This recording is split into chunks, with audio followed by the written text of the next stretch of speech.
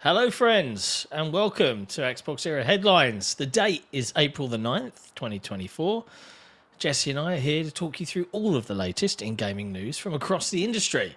As a bonus for our patrons, we'll be making audio versions of these episodes available to you via Patreon, exclusively for use in your preferred podcast app. But if you have Spotify, you can connect them, weave them together and listen to it right there. What a lovely perk. Jesse, hi, how are you? I am good. Are you a robot? I'm very tired after the 13 hours I did yesterday focusing on a thing that'll be in the news later called Fallout. Yeah. I don't get to talk about it. Other people got to that because they saw it in person, so that makes it different. But I'm working on... That does make it different. I've already done full season review. That's done. That was the first thing. But in my brilliance, I decided to do full episode recap reviews for all 8 episodes, and so that takes a little while. Fair. Well, you know, you get to talk about it all like imminently, one Yeah. would presume.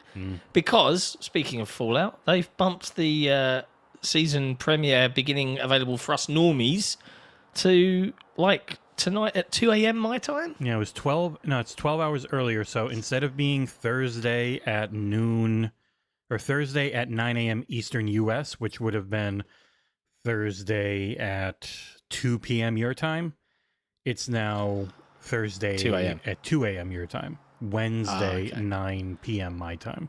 So they bumped it up that's a weird little then, bit. because I read the 10th, which is tomorrow, and I read the 10th at 2 a.m., which would technically be after midnight tonight plus 2 hours. So If they're not doing it globally, then yeah. maybe. I don't know. But I'll find out when I wake up tomorrow and have a look. Although I'm forbidden from watching it until the partner is home for us to congregate in front of the big TV. It is an together all and at enjoy. one drop. All 8 episodes drop at once. Which is Beautiful. anti-Paris Lily. He doesn't like that. But Randolph Thor knows. That's the best way to watch TV at my own leisure. Don't bleed this out for 10 weeks, all right? I want to have it all in one go. I do know that one of the reasons they do it is because a lot of times they're still working on stuff. And they need the Like extra they're time to playing finish. catch up. Yeah. Yeah. Well, and the last bit of Fallout news, seeing as we're on the topic, is this won't be the end of the Fallout TV show. Despite not yet airing publicly, it's already been renewed for season 2. With a $152 million budget. And production moving to California because of tax breaks. I think it was like a $20 million tax break.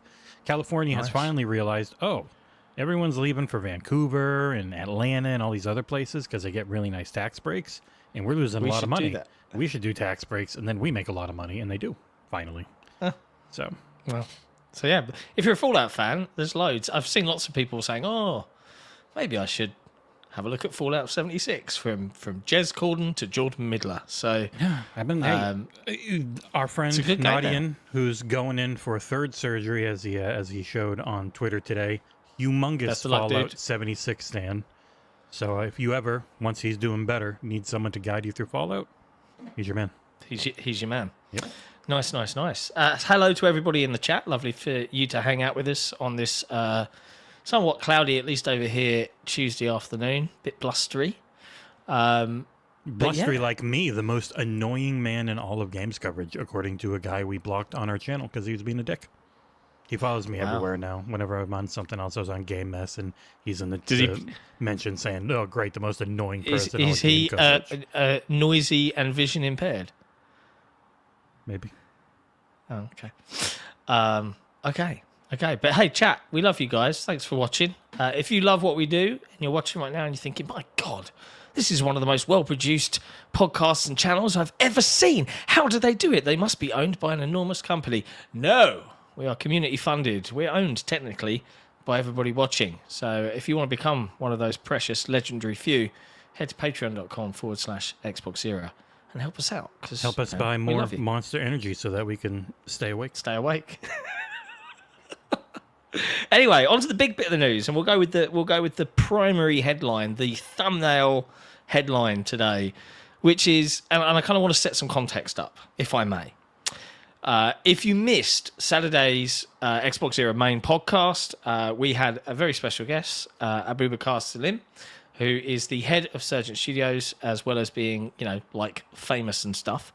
And they are currently working on and imminently releasing the Tales of Kanzara Zao, which is a new Metroidvania coming from this UK studio via EA Originals. Once Abubakar had left, we got into some news and some bits and pieces, and we were discussing the Xbox handheld. What is it? What could it be? Now, our co-host and good friend, Special Nick, was no, as he slammed his fist on the table, no, it must be a native Xbox handheld, a console, and that's it. But there was a famous reporter in the chat, and he's been elsewhere. He's been on Resetera and even in their own Verge podcast talking about Microsoft's new strategy, and he retracted his statements, and I'm paraphrasing here because I haven't got the tweet in front of me, retracted his statements about what he thought an Xbox handheld would be, and he believes that they are pursuing a hybrid future. Now, I did try and see if Tom was available to hop on the show, because what better source than to hear from the man himself, but he couldn't do today.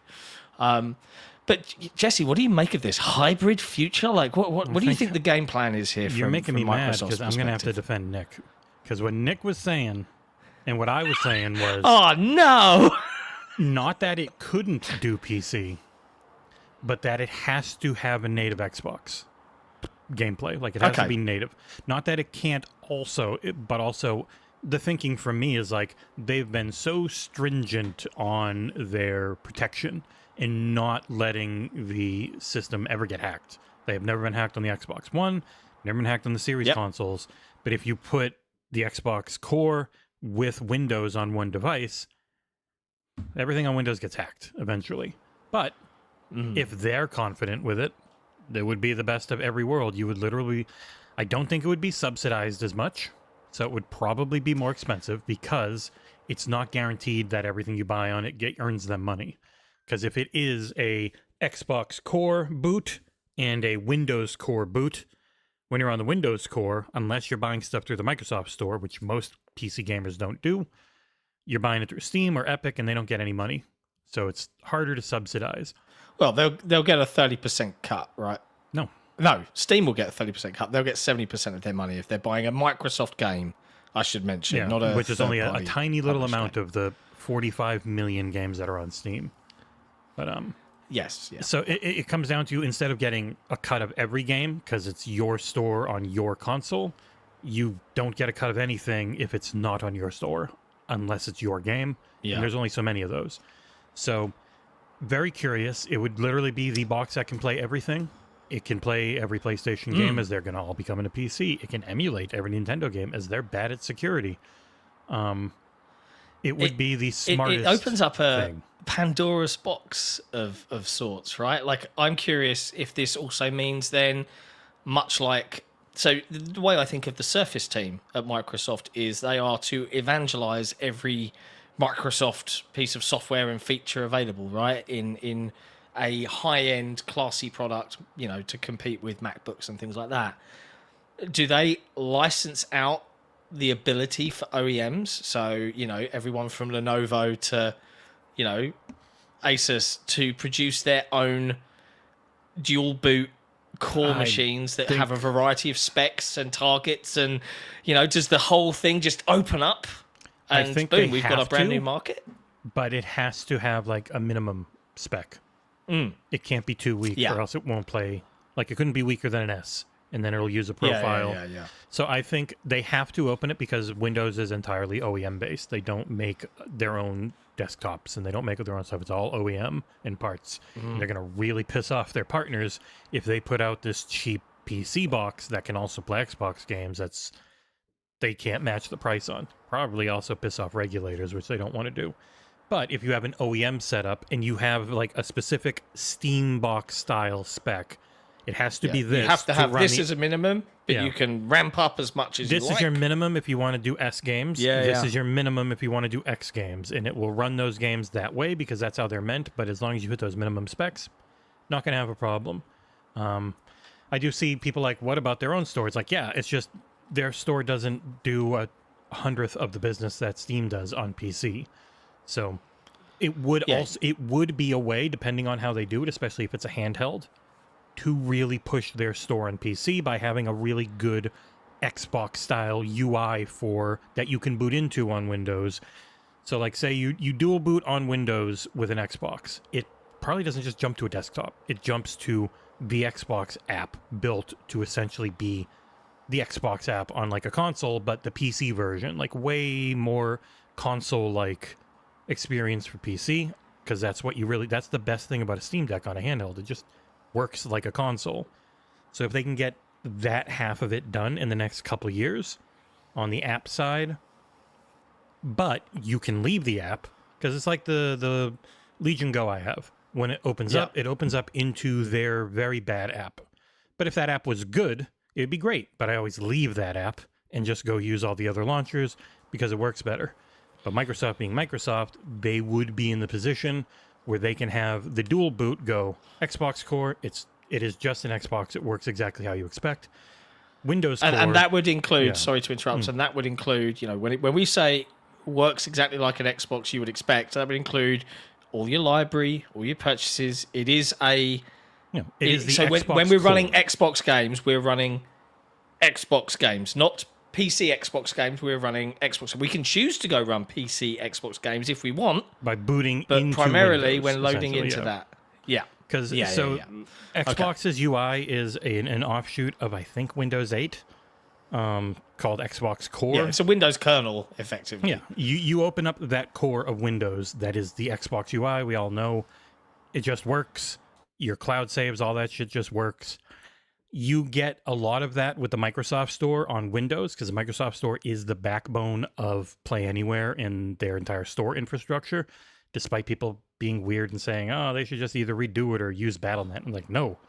For those of us who play Blizzard games, Battle.net's bad, and it dies all the time, and it can barely support the 15 games that are on it, so absolutely not. Let's not do that. But yeah, the whole way this works, first they have to have the security lockdown for their end. Secondly, they have to have it open enough so that OEM partners aren't furious with them. I do think that bringing that better Xbox experience to the PC app is to get that everywhere. To get that onto the Ally and the Go and the Claw, which no one talks about because that guy's not very good. But it's mostly because Intel's drivers just haven't caught up yet. But being able to essentially it just feels like an Xbox when you're on console or PC. That's the end goal. But it's still a PC. Yeah. You can just make it feel like Windows too. This is rumored as well to be ARM based, right?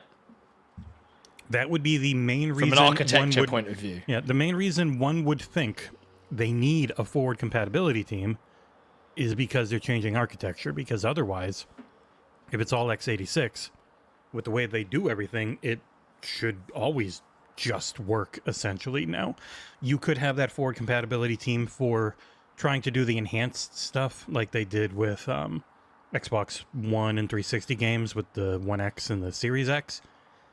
But even then, as long as something's like an unlocked frame rate or dynamic resolution, which is way more common now, it's just going to ping to the top every time once you have stronger hardware for it. So the layman, we're dummies, we don't know, but you would think logically, if you're doing a forwards compatibility team, it's because you need to do something to make sure it's still forwards compatible. Yeah. Yeah, and it kind of like that announcement, and that was a Windows Central Jez Corden exclusive, reporting that Sarah Bond has set up a new team dedicated to game preservation and forward compatibility. Per an email, and I'll try and bullet point it. So the byline here is from Jez Corden. She briefed a team on various topics, reiterated Microsoft's plans to build new Xbox hardware. Again, this is the quotable buzzline, the biggest technical leap ever in a generation, and revealed that Microsoft have set up a dedicated team to future-proof our digital Xbox game libraries across future hardware paradigms to further build on Xbox's strong history of delivering backwards compatibility. And obviously the big buzzword out of that is Diablo 4 is the most played game, like in terms of where people play Diablo 4, it's now mostly played on Xbox thanks to Game Pass. I didn't put it in there, but they finally updated the most played list last night, and Diablo 4 jumped from like the 40s to number 10 on Xbox most played. Also, there's another point forgot to add in from Tom Warren of The Verge, because he's everywhere doing everything. Microsoft feeling so confident about their ARM conversion of x86 apps that they think they will be ahead of Macintosh's conversion of x86 apps to ARM, which would be incredibly important for them with future Xbox hardware if they're using hypervisors to translate x86 games to ARM. I mean, and you know, we've all seen it. Like anybody that kind of covers Xbox, Microsoft, or gaming. Particularly if they're in our weird 2 feet world, like we've got 1 foot in like games media, press, publication, and in the kind of more community content creation stuff. Yeah, I would say our website you press, see the panic. YouTube channel, more creator press. Yeah. But you see some of the concern and the worry, right? And I think, and this is the biggest hurdle I think Microsoft has to climb, and also because this is such a shift in the way of doing things, it is making noise. And I think this is very much a case of we're going to get dribs and drabs of information until either the June showcase where they come out front and say, here's what our plans are, people, or or longer, because we I don't think next gen hardware is rocking up to us this fall. The biggest as an rumors example. 2026 in December or January. June, most likely we see that white Series X that is just equivalent to the PS5 Slim. It's not the PS5 Pro killer that people seem to want. But yeah, there's a lot. We're going to get both worlds, though. There's been a That's lot what of we're going to get now. Consternation about why would I ever want an Xbox? They don't value me as a console user and all that stuff. And I'm like, I don't see them doing anything negative towards console users. I just don't see them fully focused on it like PlayStation tends to be, though they are shifting hard. And Nintendo will probably be for a long time because I have a very dedicated fan base who spend a lot of money. That's the big difference. Like I always see people saying like Xbox is their brand's dying and they're a distant third. I'm like, they're not. They're right. They're neck and neck in making money. They're the only thing that actually matters. Nintendo makes far less, but spends far less. So Nintendo, you could say, is above Sony because Sony makes way more and keeps far less. But then Tencent just makes and keeps more than anyone, so they're actually number one in gaming. Where everything is going is less emphasis on hardware and unit sales. They still are incredibly important. They will always be important, but they become slightly less important when they're not the main only thing. Like it's going everywhere to get everything you can and doing your best, and they'll have to do it the hard work to not make anyone feel left behind. And because they haven't actually done any messaging around this outside of the friggin' short little podcast thing they did, like they haven't done bad messaging. They are going to have to do good messaging, but people keep saying their messaging's all over the place. It's like, no, they haven't actually said or done anything yet. It's all the message is leaks. all over the place. The community talks about it all and runs their own narratives and goes off and does it, and then even blames this Microsoft. positive narrative is entirely from reporting. It's like it's not them. And I'm not saying you have to feel bad for the corporation, but you can understand why maybe the people that work in there are a little annoyed.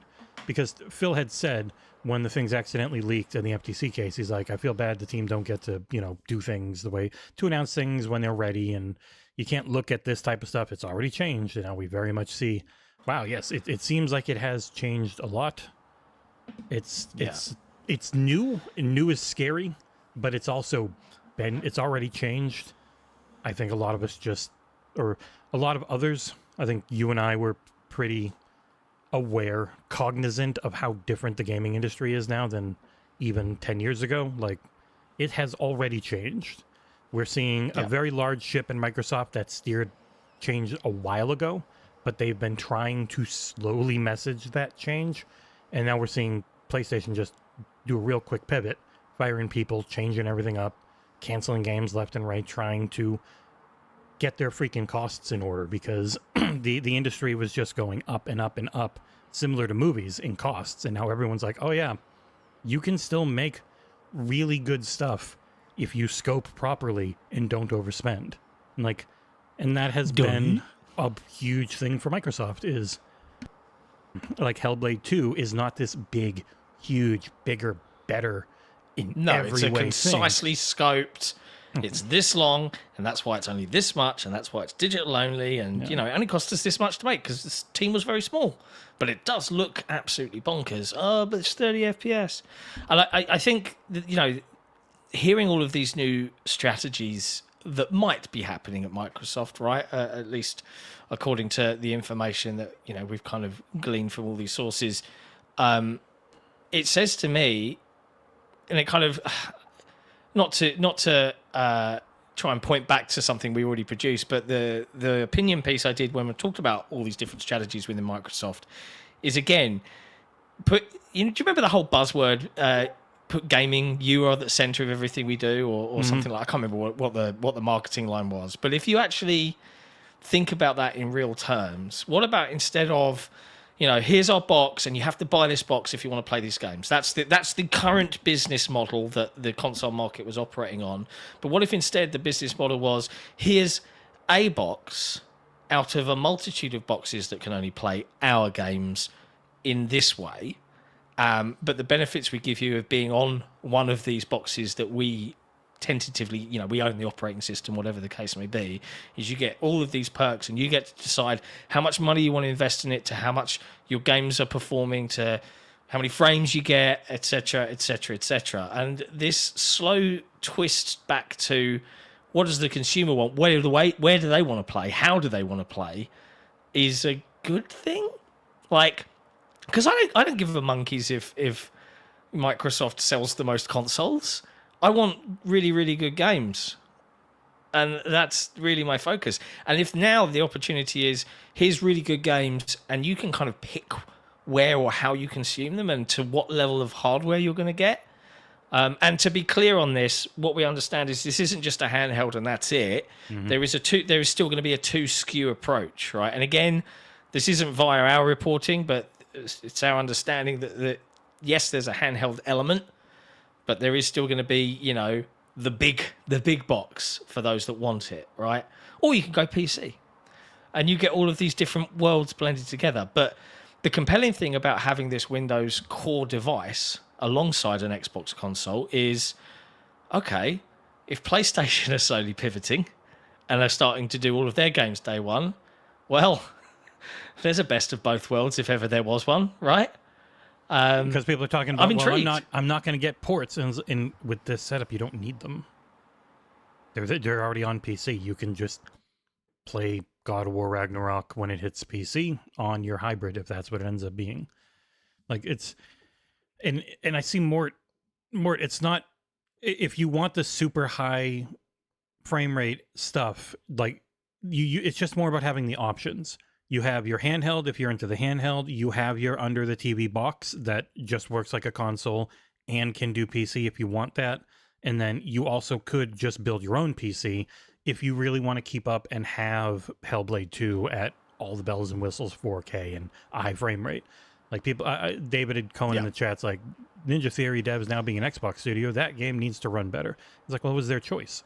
Their choice was that they feel internally, and they've said, the graphical fidelity for this game and the way everything looks really matters for the impact of the storytelling. So we chose to go at a lower frame rate with the black bars so that we can have the best possible looks to convey the story. And it is worth mentioning as well that Hellblade 2 is a fully, truly, completely next-gen Unreal 5 game, pushing all of the graphical fidelity. And people go, Sony's PlayStation 5 games have all got 60 FPS performance modes. Yeah, Spider-Man 2, God of War Ragnarok, all iterative upgrades from existing PlayStation 4 technology. It does not surprise me that they can have 60 FPS modes, put simply. So yeah, I don't like people going, oh, get a PC. I say it jokingly, but I totally get why that would bounce off and make people irate. If you want the best performance with the best graphics, it's just always going to be PC because it's so much friggin' more money that it can then do that. Also, it's going to up your electricity bill a lot because those things suck back some power. I see my smart meter jump when this thing starts running a game. It's hilarious to me. But fundamentally, I think the point that I would probably try to make is, it sounds like at some point in the near future, the choice of what you get and how far you can push that thing and your avenue in is going to be more up to you than it has ever been. You can still get a console, but you could choose as to how powerful really that console experience is going to be. And that sounds like an interesting world to me. And I'm super curious about when the details of this are going to come out. And, if OEM partners are involved, that's a huge amount of NDA style information to try and keep under wraps. So, Yeah, interesting times. Before we get too far into the show, I do want to acknowledge we had a super chat earlier on from Tiberius Monk, long-time fan of the channel, who says, hello, Sik and Jesse and the XboxEra community, hyped for the Fallout show. Also interested in the Fallout 4 next-gen update. Rock on XboxEra. Yeah, that is coming at some point this year. From it was supposed to be Bethesda, last year, now sometime this year. Fallout's on sale everywhere. I think on Fanatical you can get pretty much every Fallout game ever on PC for like $25, or it might be Humble Bundle. So and it is the game of the year for 3 and 4, Fallout 1, 2, and Tactics, and New Vegas. That's on PC. I think they are also on sale on every console that they're on. So if you're into Fallout, it's already on Game Pass. But if you want the Game of the Year edition for 4, that's not on Game Pass, and that's a it's got some solid DLC in it. Yeah. And I also want to call out a longtime friend of the channel, Kay Asante, in the chat, who has long been talking about the benefits of, having the best of both worlds. On one device says, so what you're all saying is that my new name should be Nostradamus. Perhaps so, Kay, perhaps so. Well, it's the thing that we've always talked about with PlayStation, and their troubles with compatibility is the to the metal might give you a little bit more oomph in the here for and that now generation, but then it's a pain in the ass to emulate as you move forward, especially when they up their clocks to be the variable clock rate, and you got to keep that moving forward. They don't have the translation layer of software that Xbox does.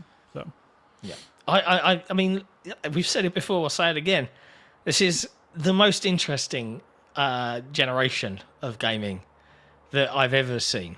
Like, things are going to change. And it is really, really interesting to watch this happen in real time, so just embrace it, just enjoy the games for what they are, and we'll see what happens over the next 18 months, because it's going to be a ride, to say the least.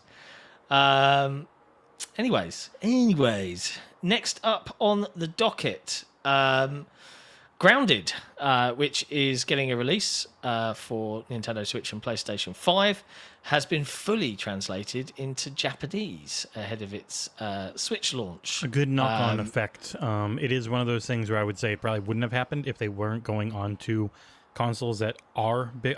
This is more for Switch than PlayStation. Yeah. Because the Switch dominates the Japanese market. Yeah, it's not even close. So more European languages maybe, or Middle Eastern languages and Asian languages for PlayStation, but the Japanese one very much feels like, this one's going on Switch. We're gonna spend some money. Yeah. So for soon to be plenty of fans of Grounded, because it's a great game, and being playable on Switch is going to be a big deal, I think, for the IP in general. So certainly sounds like it's going to make some good inroads in Japan. So kudos to Obsidian and the team. Like, I'm really looking forward to seeing how that all shakes out. Watching these experiments unfold in real time. While I mention it, while we're talking about some of these games that are being ported to other platforms, it's worth mentioning, I think, PlayStation 5's Sea of Thieves is getting a beta for pre-order people, just to make sure everything is working as expected before launch later this month. Did you see the controversy around that beta?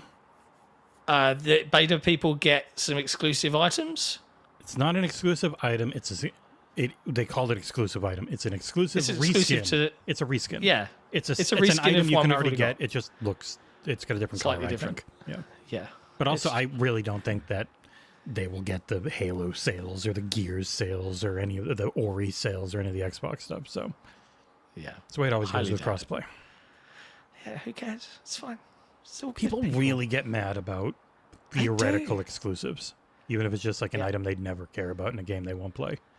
It's, look, honestly, we're talking about undoing 30 plus years of tribalism about these machines and about these platforms that we play on. Like, that's going to be very, very hard for a lot of people that have. And I'm not talking about you, dear audience, but talk about console warrior content creators, right? For them, whoa, how do we do this? Like, you're going to be able to go hard on it for like maybe the next 18 months, maybe, but at some point the ground's going to shift, and then that content's just not going to really matter As anymore much as people they slowly acclimatize. As much as they like shitting on Xbox, they know that Xbox has driven Western language video game discussion for a long time now. Like, if you only cover Nintendo and Switch, you get a couple of big hits a year. And they don't talk that much, but Xbox talks all the time and is pretty much the biggest publisher now. So they're always putting shit out. Like, it's a constant source for stuff. And people are like, oh, they just gave up on the war. And it's more like they realized, yeah, Sony can have the win. It's not helped them at all. There was no benefit in them winning the console war. All they've done is shot their friggin' costs margins to up, shit. to insane amounts. So for the most part, like, the whole thing for the next generation with Xbox that really matters is, if you're only into the console, am I still going to feel good about owning an Xbox console? That's what they have to work on. They have more games coming to it than ever, but still, it's at the point where whenever anything doesn't come, it's annoying. Like, because PlayStation is still in that we're going to buy out exclusivity that doesn't help our fans, but hurts the other fans' mindset. When they're doing things like Stellar Blade, where they saved a game that was going to be scrapped because they ran out of money, awesome. When they get Tales of Xera on PS Plus, good. Like, that's good competition. That just helps everyone. That helps their fan base. And they have to shift to that, because the other thing they've been doing hasn't been growing. It's just been maintaining. And if they want to actually grow, they have to start shifting to growth movements instead of, Smaug hoarding his gold coins as a whole bunch of them, pour out the back when he's not paying attention. You gotta go everywhere, essentially. And one of the main things I see people arguing in chat is nobody knows how this industry works. We don't have enough information. So for the most part, unless you're Matt Piscatella and you're Circana, who their entire thing is trying to figure out how the industry works, it's all guesswork. Like, we're all guessing. We don't know why each company does what they do. We have guesses as to why, and we take their public-facing we do not statements, have the data, which are quite often horseshit. Yeah. Like, it's worth mentioning as well, like, I can see a couple of chats I just want to comment on. So, Johnny Ravioli, great name. Do you guys really think PlayStation is going to put games on Xbox? I'm doubtful. No, I don't think they're going to. At least not any time in the near to long-term future. But the difference will become is the new Xbox, right? In theory, at least according to what we were discussing earlier on, this dual boot device is... What I do think PlayStation are very likely going to do is do exactly what Microsoft did 5 years ago and start day and date for their exclusives on PC and console, because they're not making enough money off of their, for all of they've sold 70 million, 80 million consoles. They're only, and then they spend 300 million on Spider-Man 2, but only sell 10 million copies. That's not good enough anymore. It's not enough to keep the train rolling. You see Helldivers 2 is now ahead of where Spider-Man was at this point in selling copies, and it was probably a tenth of the budget at most. It's like, exactly, you need, because PC gamers don't need 4K and everything else. A majority of them still play at 1080p. If you got one big $300 million game that hits well, is it better than a handful of projects and one of them also hits that well? Like, it's that approach. It's one of the things with Hollywood. They keep doing huge $200 million blockbusters when it is an industry where you can do a $20 million movie and also have it take off. Like, one of the biggest movies ever was Paranormal Activity, which cost like $2 million or something, and then it made like 800. It was some ridiculous. Really well. Numbers are off, but it was some insane percentage increase. To answer Johnny's question, though, do I think we'll see PlayStation games on Xbox? Not in this environment, but in a world where you have your new Xbox has the ability to load into either your Xbox native console experience or a PC experience. Well, guess where PlayStation are going to have to start releasing their games to keep making money? On PC. Well, then, you do have the best of both worlds. Now, are the PlayStation consoles going to suddenly become able to do both? No. So, this whole, Xbox putting games on PlayStation might do a bit of a switcheroo, because, you'll get like 4 right now, right? I am pretty confident there'll be more, but you'll have potentially every PlayStation first-party release, and it eventually will be a day-and-date PC release. At least that's what many people believe will happen. So it's all guesswork at present. We'll have to wait and see, but that could be the potential future of how we consume games. And again, it's about what you want, and that's where I'm intrigued. There's some very sad breaking news. Oh God, what? EA Motive is joining the Battlefield side of things, which makes it sound like Dead Space 2 remake probably won't happen. Oh, that is breaking news. EA EA Motive. We're thrilled to be joining the talented teams at Criterion Games, EA Dice, and Ripple Effect to work on the future of Battlefield. More details in our blog. The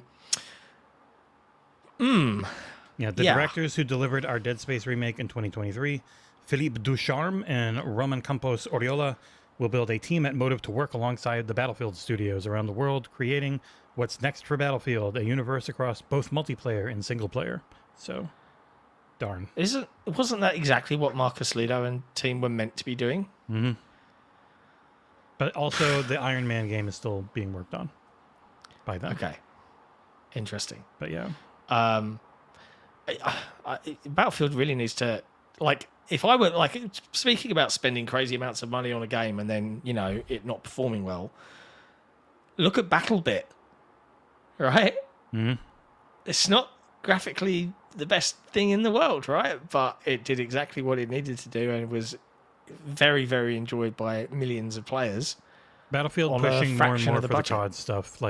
I still think my favorite playing Battlefield was 5. The actual gunplay of Battlefield 5 was their best. Then they moved away from it again with 2042, and it made me sad. I still enjoy 2042. It had a real rough, the first day of early access was great, and then it broke for a long time after that when more people played it. They've got it in a good position now, but they moved away from the core tenets of the series, which were those just massive maps with whole airfields and all these things you had to actually go to get your stuff. Instead, it was all just spawn in it right away and not as much destruction. 3 and 4 had really bad problems with their servers, but they were fun. But 5 was their best playing one. It makes me sad every time that they don't play like that anymore. That was some of the best gunplay ever. I still think EA trying to chase single-player experiences from a Battlefield perspective is just a mistake. You lean in on exactly what it was popular for. Don't try and ape COD. It's the wrong call. My favourite Battlefield in terms of playing was the arcade Battlefield 1942. Perfect. Just fun. It didn't have all this crazy stuff to go and grind out. It was just fun. They nailed the experience for me a couple times with Bad Company for a single player. Those Bad were very Company fun. 2 was great as well. Yeah. But a lot of times it was just like a weaker or a very similar to Call of Duty campaign where you play it once or twice and you're kind of done. And then it's about the multiplayer. I'll say it anyways. again because I'm correct. Halo, Battlefield. Halo Field. Make it happen. EA, Microsoft, have a conversation. Battlefield, Halo, make a baby. Very small little Battlefield Halo not baby. breaking news, but got an email. That Botany Manor game that we reviewed yesterday is now available.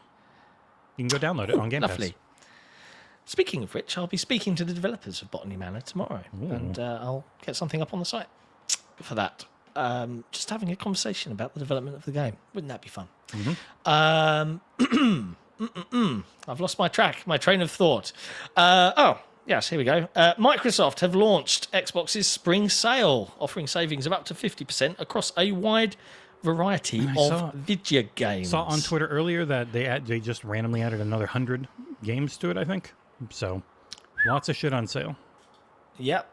The spring sale is definitely here. I'll put a link in the chat, and you can go look at the. I think in this article on XboxEra.com, you'll see the link to the British page for the spring sale. But just it will looking at the screenshot here, your country if you want. It will, yeah. You can see 33% off Skull and Bones, 10% off Baldur's Gate, 50% off of Suicide Squad Kill the Justice League, 35% off Call of Duty Modern Warfare 3 cross-gen bundle, Mortal Kombat 1, 50% off, NBA 2K24, 75% off, MASH just gifted 10 We can have Xbox dinner Era tonight. memberships. More money. Thank you, MASH. And for all our new members, welcome. You've got automatic access to 11 episodes of Sik and Nick's And Flicks. a very special stream tomorrow.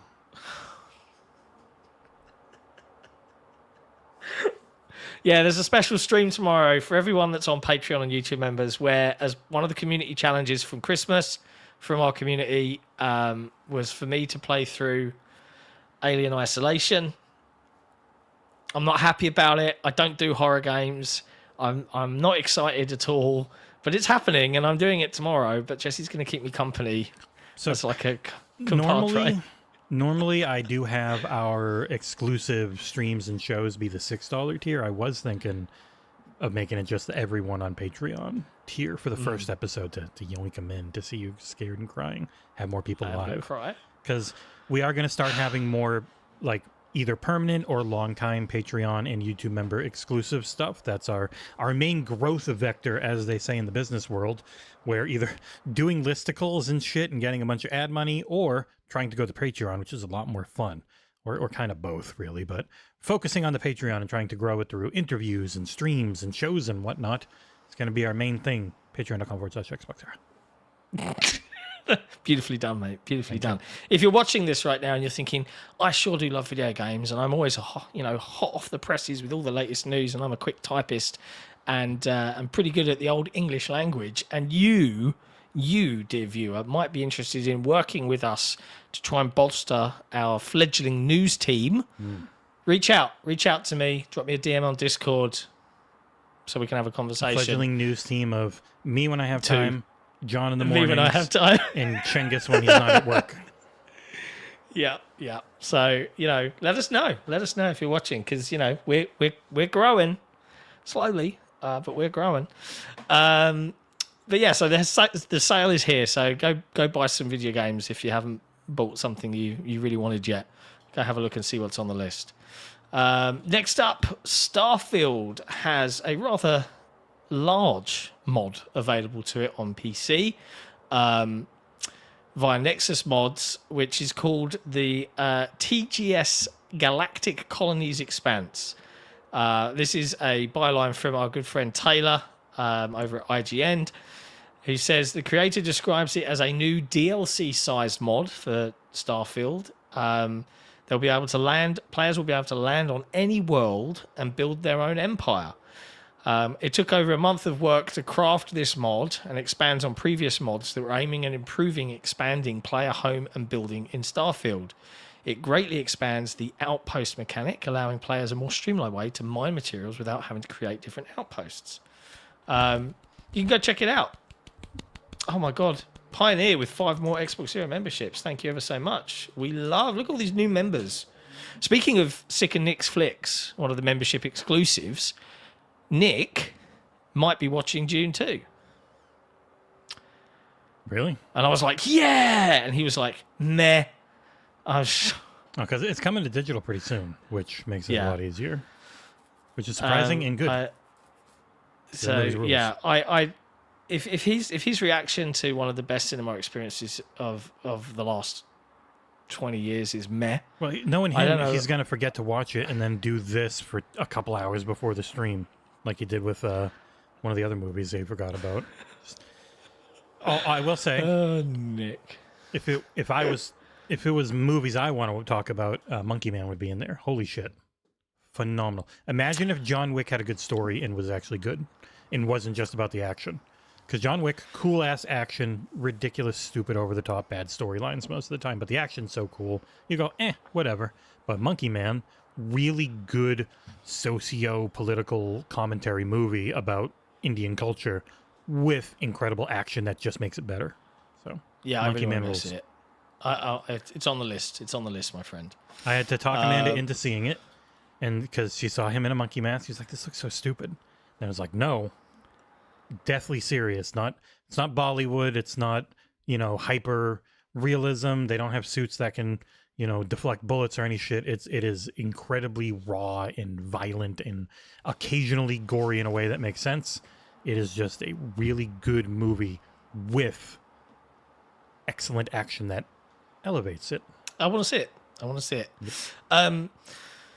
Couple of things. I did find this funny. Like, Tom Warren wrote in an article earlier this month that the showcase is planned for June the 9th. And I 2 weeks ago on the XboxEra show, I think they announced the Ubisoft Forward was on the 10th. Yeah. And we all went, well, that means Microsoft's show will be on the 9th. Microsoft show is the second it's like the second Sunday of June every year, right? Like it's never not that.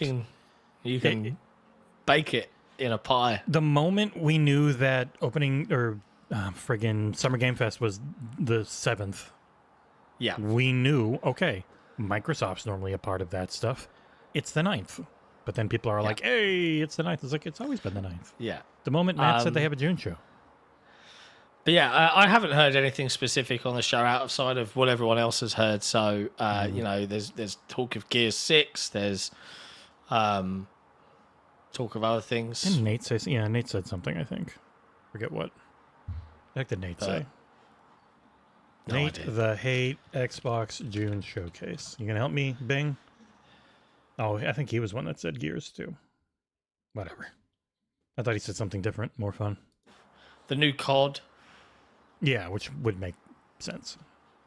Game Pass stuff. Oh, it's going to be fun. There's still a lot of Game Pass stuff this year that doesn't have a date. I'm very curious when. I mean, it could just be stuff that just randomly gets a date all the time, like Botany Manor and Another Crab's Treasure did, but there's still quite a bit. Yeah, it's going to be loads. We did not discuss how the Gamers lawsuit was denied for a 7th time. They are really trying to get a payout there. Yeah. Oh, Shinobi said something else. Yeah, Shinobi is full on his insider game despite working as a community manager. It's always weird. What else in the news? Lots of free games from Amazon this month, including some Xbox first-party stuff. Guess what? They're going for a Fallout theme. So their Prime gaming lineup includes a bunch of different stuff from add-ons for Black Desert and other bits and pieces. But you've got Chivalry 2 in there. Great game. Fallout 76. Which I think isn't actually an Xbox code for once, because it's for the Microsoft Store. But Fallout 76 is not crossplay, so if it is Microsoft Store, then it's not Xbox, it's only PC. So got to see when it shows up. It says PC via Microsoft Store code, Xbox via Xbox code. Okay. But yeah, understandable that they're getting a bit of a Fallout theme going with that. And it is funny, a lot of people complain, like, what if PlayStation has exclusive things? There was like Amazon Prime has all the Activision Blizzard like drops that you would think would be Game Pass perks, but they can't be because Amazon already has those deals for now. Like Overwatch 2 tier skips, Diablo 2 tier skips, different cosmetics in Call of Duty all the time. Like all that stuff is Prime gaming for now. Yeah. I'm gonna end on the sour note. So you mentioned it earlier, Helldivers 2. It's going through a bit of a rough patch at the moment because of some frequent crashes and things like that. The developers are working on it, but its actual sales are outpacing Spider-Man 2 in the UK. This is byline by Andy Robinson over at VGC. Helldivers 2 was the UK's best-selling game for the second consecutive month for March. Via data from GI Biz, which is pretty impressive. Like, good for them, and it's such a good game. That's one of those things when I it expect is co-op focus, like you get more people to play with more people, and it's a knock-on effect. Like that's one of the big things. Yeah, you sell your game for $10-20 on Steam, but then you can have like 8 people playing it, and so they all buy it, and it's just. You can there are always different ways to go after things, and I'm very happy to see the lower and the mid tiers getting great games that can keep those going instead of everything being 70. It's like that jump ship game that was revealed over at the Idea Xbox Spring Showcase. The Elemental Hero, the Shadow Link, and it ran out of space. I have a bad feeling with the Fallout show. I'll let you know all about it closer to launch. Don't have a bad feeling. It's going to be fun. Yeah, Jump Ship. Funnily enough, the developer, the guy who was the first ever employee of Mojang, Kaplan, he followed me on Twitter. Presumably because I'm like, I want to play Jump Ship. So hopefully he acquiesced to my request. We need Thomas Mahler to do that with us for his game. It's out on April 18th anyway. I know, but everyone else has already been playing it for a while. I'll check it out. They've already been playing it.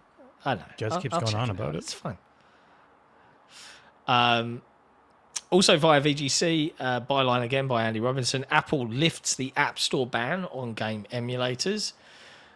Developers will be responsible for ensuring games are legal. So this is now Apple saying, yep, you can release emulators on the iPhone store globally as well. Once again, what an innovative thing for them to finally allow that Android has forever. Once again. Yeah. But it is the ever-shifting... Thanks, Apple, for inventing that. What are the smallest steps Apple can take to make regulators happy without actually, being a decent company overall? Yeah, exactly. And then the last bit of news, and this is horrible. This is just sad, horrible news. This is reporting, and I think it's by, as always, the excellent Rebecca Valentine over at IGN. Developer of Life of Strange. True Colors. Yeah, this is Deck 9. Hidden Nazi symbols were the tip of a toxic iceberg at Life is Strange developer Deck 9. It's a crazy story.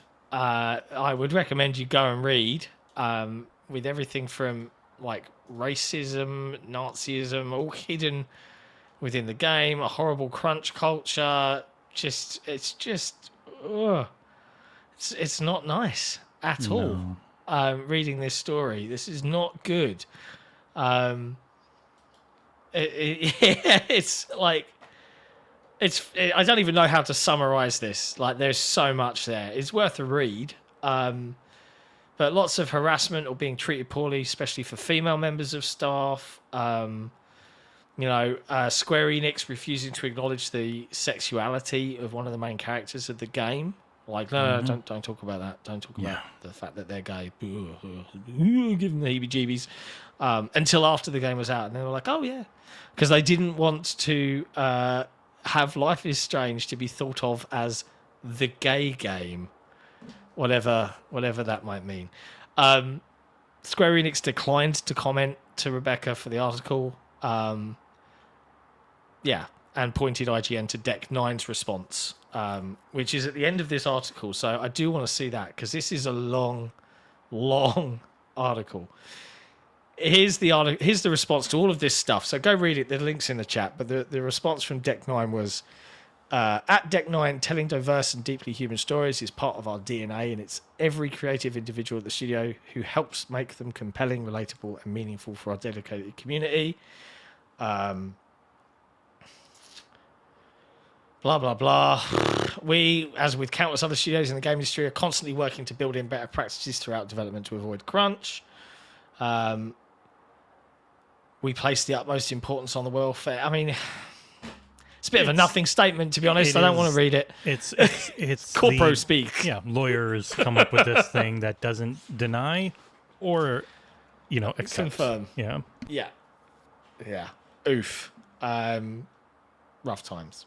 But that is about it, I think, for all of the news. Yeah, it's not it for the week, though. Oh boy, I have one thing that went live today, Ereban Shadow Legacy Review. That game was originally coming to Xbox and Game Pass day one, but they lost their publisher, Raw Fury. So now it's only on PC at launch, but it will be coming to Xbox later. They're not exactly sure when. Small team, got to figure it out. I quite liked it. We try to use the whole scale, so I gave it a 6.8, which doesn't mean it's terrible. It's just, if you're really into stealth games, I think you will love that game. If you have any decent type of PC, it should run perfectly fine. It's very pretty character-wise, a little bland occasionally environmentally, but it's a focused on stealth game with kind of like a light morality system. You can either choose focus on stealth, don't kill, focus on murdering folk, then your story's going to change. Very nice game. I liked it quite a bit. But cool. As you know, Boy, do we have a lot coming this week. Yeah, there's Oh my loads. God. There's something to do with Fallout happening at some point this week, So, right? yeah, it's 9 things of mine are Fallout. So it's a 1 big season review with a video, and then 8 episode breakdown recaps that are full spoilers, just going through the episode and giving a score at the end. I don't want to do a score, but people really want to score. So there's all that. We've got the Triple I Initiative co-stream tomorrow. It's like half an hour. I think it's around 1 p.m. Eastern. John and I will be there. We need a thumbnail from Pre-Drag. Yeah. I haven't scheduled it because of that. But we'll be doing the Triple I Initiative co-stream. I have Jesus Christ. Yeah, I've got a review for House Flipper 2. There will be a couple of there's 2 other things we can't talk about, but I can lightly tease that they exist, I guess.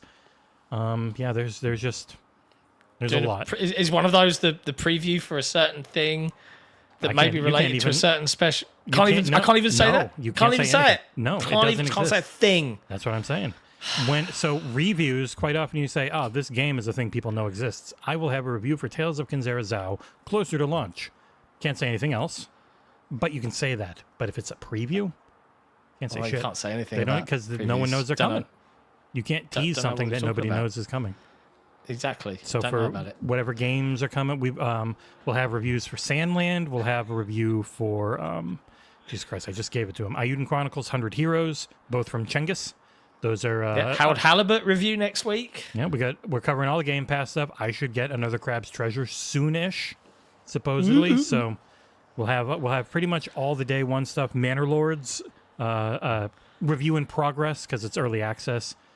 So at some point after, around or after launch, Svika Brut will give us his opinion on that.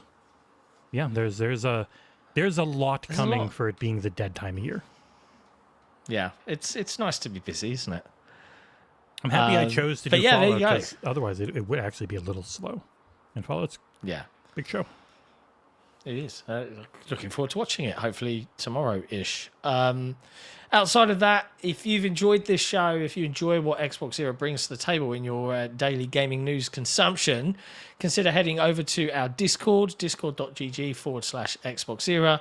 It's easy and free to join, but if you're a Patreon member or a YouTube member, you get access to the Super Cool Kids Club, the little secret Discord where we do all the kind of video game giveaways. Literally, Jesse's just in there like, you want a game? You want a game? You want a game? He's just handing out games. So, why not do that?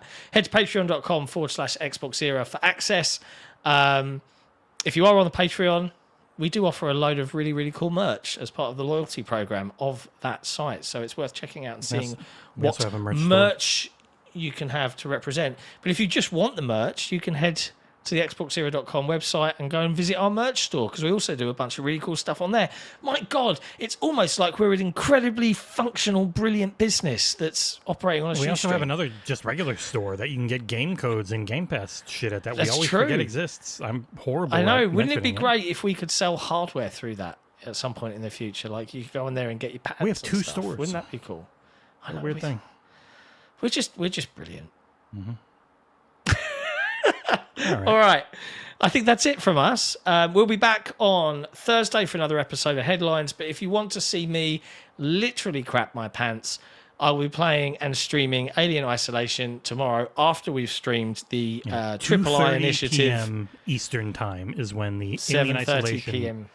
Yeah, so that will only be for patrons and YouTube members. That is a community appreciation. Here's John crying stream. Yeah, I really don't want to do it. I'm not looking forward to it. And I hate you, Skedaddle. I hate you. Anyway, love you lots. Play some video games. Try and chill out. Don't be mean to each other. No, just catching up. No. Oh, okay. I went to my chat and it literally popped the old one up because I was in the you had me fan panicking. funding channel. But if people want us to stick we'll be around, back. just keep tossing. You get to watch. And you That's get to one watch. way. And you get to watch. But thank you, everyone. That's how it works. Yeah. We'll see you next time. Ciao for now.